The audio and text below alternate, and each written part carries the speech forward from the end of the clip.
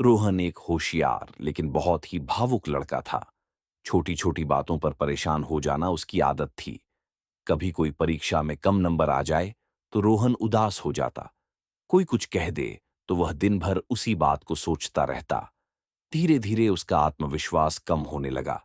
एक दिन वह स्कूल से घर आया और बस्ता फेंक कर चुपचाप कोने में बैठ गया। उसके दादाजी, जो उसे बहुत प्यार करते थे, उसके पास आए और बोले, क्या हुआ रोहन?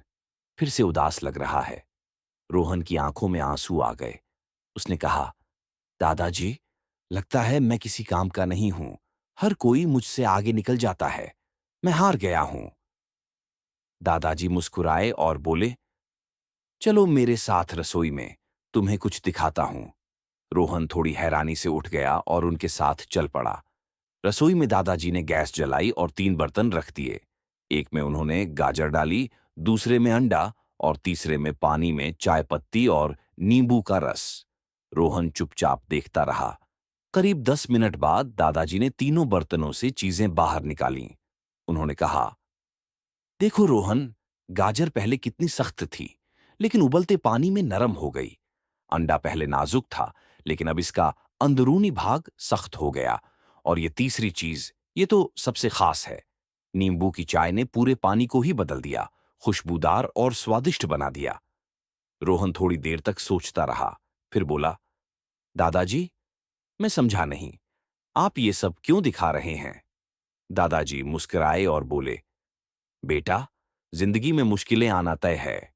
अब ये तुम्हारे ऊपर है कि तुम गाजर की तरह बनोगे, जो बाहर से सख्त थी लेकिन हालातों के आगे झुक गई, या अंडे की तरह, जो अंदर से नाजुक था लेकिन कठोर बन गया, या फिर तुम बनोगे नींबू की चाय की तरह, जो खुद घुल गई लेकिन अपने आसपास की दुनिया को बेहतर बना दिया। अब बताओ रोहन, तुम क्या बनना चाहोगे? रोहन की आंखों में चमक आ गई। उसने धीरे से कहा, मैं नींबू बनना चाहूंगा दादाजी, जो खुद मुश्किल में भी दूसरों के लिए कुछ अच्छा कर जाए। दादाजी ने उसका सिर थपथपाया और कहा, बस यही है जिंदगी का असली सबक।